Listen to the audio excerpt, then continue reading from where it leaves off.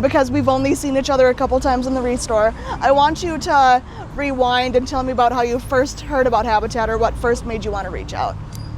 So probably about 5-ish years ago, prior to COVID, I was just kind of going through a pretty large transition in my life, and I wanted to find some ways to give back to the community, and in a way that was meaningful to me, but also for an organization that I believed in. Because I think there's a lot of ways you can volunteer, but what interested me about Habitat is it's pretty popular in Canada, which is where I'm officially from. Yeah. I guess not officially, originally from. And so I've been aware of it for a long time, but I also really liked the aspect of, building homes for individuals, but also learning some skills along the way. So I did more of the construction side of volunteering when I first started, and then I would do that every Saturday, and then I started doing Restore kind of in between, like every other Friday, and really enjoyed seeing people and the merchandise that was coming in, and talking with like the folks that were buying stuff and what they were using it for. And I just thought that that was very neat too. And as my children got older and had more commitments on the weekends, I transitioned to more just doing the Restore portion of it. And yeah, that's kind of where I got my start. And obviously, since Habitat is an international organization, there are affiliates everywhere. Yeah. Is there something different you notice about like Habitat affiliates in Canada versus our affiliate that you've gotten to know? Not really. I would just say that it's pretty robust in Canada. I would say that they maybe do more things in rural communities than what I've noticed here in La Crosse, because my cousins who live on farms are very aware of it and involved with it. So I feel like it's maybe more popular in rural communities. Yeah, no, that's a good perspective to have. Yeah. So. Paint a picture for me. What were some of the local construction sites like that you volunteered at? So I did a whole bunch of things like around this area. I was out in Spring Grove. I can't remember if it was Giants of the Earth or which organization, or maybe it was the high school or something. Partnered with them, and that one was from a ground up. And then I also did a couple projects that were just like restoring homes or buildings that were gutted, and then we were restoring it to a more livable, I guess, situation. I did like 2-story homes, 1-story homes, multiple people. Well, I think all of them had multiple people living in them, but I did the Women's Day build. Good. For a home, I think that was out in Bangura, maybe? Oh. Yeah, I feel like I did like a bunch of different homes. I think like maybe 5 or 6 different homes. That's awesome. And some of them I came in at the very beginning of the demolition or the building, so I got to learn how to frame and how to do like roofing and siding. And some of them I kind of came in towards the middle. I think there's one like over down by Gunderson that was like a home that was going to be condemned, and then Habitat bought it. And that one, I actually got like some wood scraps from it, and I used it as part of like a project for myself. Nice. Yeah, so nice. I had a little piece of like my construction history with me. I think I ended up making a like bathtub, like not stand, but like a table to go over your bathtub, so you can like, put your book or whatever on it. So yeah, that's been my experience, I guess, like working there, and of course like working with the construction crew, like the hired construction crew, and then like the regular volunteers who were very knowledgeable. I learned a lot from them too. Good. And how to swing a hammer correctly and how to frame a window correctly. So I was able to take some of that back to my my own home and like repair things in my own home because of the knowledge that I gained on those construction sites. Good for you. That's awesome. Is there, obviously the whole Habitat ethos is we give you the support and train and guide you, and it can be somewhat intimidating to be on a construction site for the first time. What is that advice or encouragement you would give to people volunteering for the very first time? I would say that the approach that, at least on a construction site, that the Habitat employees give you is very like slow, and they kind of meet you with where you're at with your skills, and they don't give you things that are going to be like way above your skill level.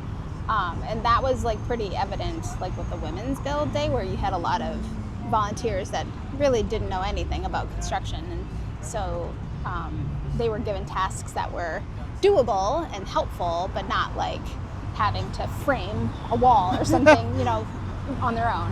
And I would say the same thing was true for me. Like the first couple times I was out there, I was given tasks that were easily doable for someone with my skill level, and as I showed up more and more, they would give me more and more responsibility. So yeah. Good for you. Let's talk a bit about your transition from construction sites to the restore. Paint another picture for me of folks have never set foot in a restore before.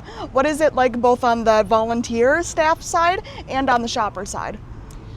So on the volunteer side, I mean, there's a lot of different things you can do, from helping in the back with receiving the items that come in, to repairing some of the items so that they're sellable. Most of what I did was really like receiving items, pricing them according to whatever the value was, and then putting them on the shelves, reorganizing the shelves so that it was easier for customers to access the items, because we get so many donations. And also like creating something that's visually appealing, that for example, I would like have little trivia, I guess. Little trivia next to some of the different departments, like the light bulbs. Like I might have some light bulb trivia that I would put up for customers to just kind of engage with the item and also learn something new. So, and then, just being, I guess, knowledgeable about all the different things and different ways you can use various items.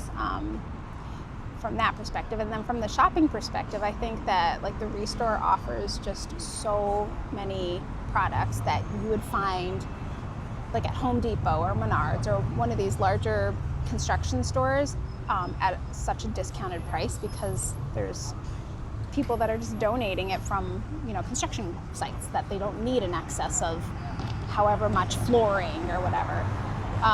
And so I think from like a shopper's perspective, if you're willing to dig, or if you're willing to be okay with like piecemealing some things together, or maybe having to restore something, I think that you can really find a lot and save a lot of money. Yeah. There are a lot of, obviously the bathroom trays sounded cool. Even with the Restore products, there are so many cool projects you hear people making. For sure. Is there a certain memory or interaction in the Restore that you really remember and sticks out in your mind? I don't know if there was like a specific moment, but there's definitely like customers, because I was only there on Fridays, so there were certain customers that would come in like almost for date night. And you'd be like, oh, so what are you guys looking for today? So like you just learn about the lives of certain customers that are repeat customers, or they always come on the same day at the same time, and just like what are they going to do with whatever they're buying today. Like there's one gentleman who collected antique tools or older tools, and he just liked to have them as a collection because that was his hobby. And so just talking with some of those customers was I guess a highlight for me, as well as of course the other volunteers that were there at the same time as I was. You know, we'd get to know each other and joke around, and or I'd say, you know, like, I'm looking for this type of thing, like keep your eye open. And then the next time I'd come there, you know, Tom would be like, hey, I found what you're looking for. So, yeah. Do you want to talk a bit about your relationship with other volunteers and what that meant to you? Yeah, so I am probably not the typical like Restore volunteer, at least, or like the construction crew volunteer. In that, like, I work full time, I have a family, I have a lot of other commitments that I guess occupy my time during the day when the Restore is typically open. So most of the volunteers I interacted with were retired, or were workman's comp, or some other I guess category, but not really like a lot of people who were the same as me. So it was just kind of neat to talk with people about like just their experience in their careers, as well as like what they've done with the Restore or with Habitat in general. Yeah, and like I told you, there's some volunteers I'd work with every Friday that I was there, and they just had really neat things to share about what they were interested in and what they were buying this week and how they were going to use it, and yeah, that was kind of fun. And then to see them at like events like the loggers games, or the I know we had like our volunteers week at those celebrations was kind of fun too. Oh, good. Now this could either be in the restore or on a construction site. Is there a time that you made a mistake while volunteering, or something you learned from? I'm sure I've probably made a ton of mistakes. I know I've made a ton of mistakes where I cut like a 2x4 the incorrect length, or I charged a customer incorrectly or priced something wrong. I wouldn't say there was anything like major, but I think that the other volunteers and the other staff were just very understanding. And I think the idea is like, we're volunteering, we're here to learn and to give our time. And so like, I feel like Habitat Lacrosse at least is very like no pressure kind of type of staff. Like, it's okay to make mistakes. It's okay to ask questions. We're just grateful that you're here. And I've always felt that way about Habitat, is they're just grateful that we're here. Good. And I mean, obviously after the board did its last strategic planning session, our mission statement is now, affordable housing and a community where all feel they belong. Yeah. So a lot of our sustainability work and other programs in the community, like Renew the Block or Reclaim or Repair, yes, they focus on affordable housing, but they also focus on belonging communities. So I really appreciate that you expressed that. Yeah. Are there any other questions I haven't asked, or things you feel like you needed an opportunity to spotlight? I guess I would just say, like, the house dedications, those are really cool to be a part of as well, and just to meet the families that you've been working with, because I wouldn't say that every time I was at a construction site I necessarily was with the family or their family members. I mean, many times I was, but not always. But that was just really cool to see the families finally get their homes and know that like you had a part of it. And I would bring my kids to that and I would say, see that wall? I built that wall. Like, that was cool for me to show my kids that. But also just to see, like I said, the families be able to receive the keys to their home and to have a home when they may or may not have had one prior, and just to call it their own. So that was pretty cool for me. Yeah. Habitat always says it's a hand up, not a handout. Yeah, exactly. Yeah. So awesome. Is there anything else you feel like? I'm trying to see what other... Ooh, this would be an interesting question to end on. So you've been involved with our Habitat affiliate for a while. You talked about some prior experience in Canada. How have you seen in the time that you've been volunteering, how have you seen our affiliate grow or change over time? Yeah, so I think COVID changed some things in terms of like going overseas and working in other countries, or being able as a volunteer to have that opportunity to go. I think they used to have it where you could go to like maybe a more developing country and work on projects there. I think that's gone away since I've started, because I was really excited about potentially doing that. However, I've noticed some other really like positive changes, like the Reclaim and the Renew the Block, those types of things that are looking at ways that they can improve the sustainability of the items that we're getting and really promote that.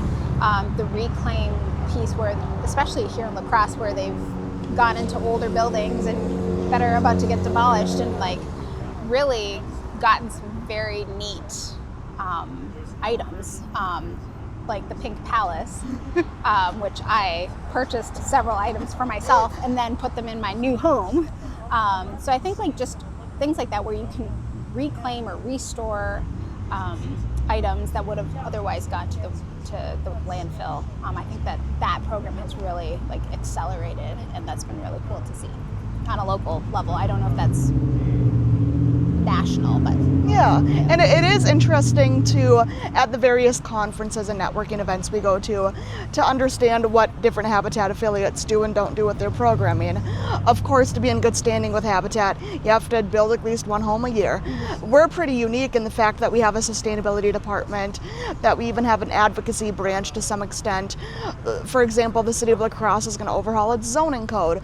So we had that La Crosse Housing Week where we focused on education, what are accessory dwelling units, how does zoning work, and making sure that we're using all the tools in our toolkit to address the affordable housing problem from. yeah. Anything else you feel like I didn't ask? No, I think that was pretty thorough. Yeah. Awesome. Yeah. Cool. Well, again, I super appreciate you taking the time to chat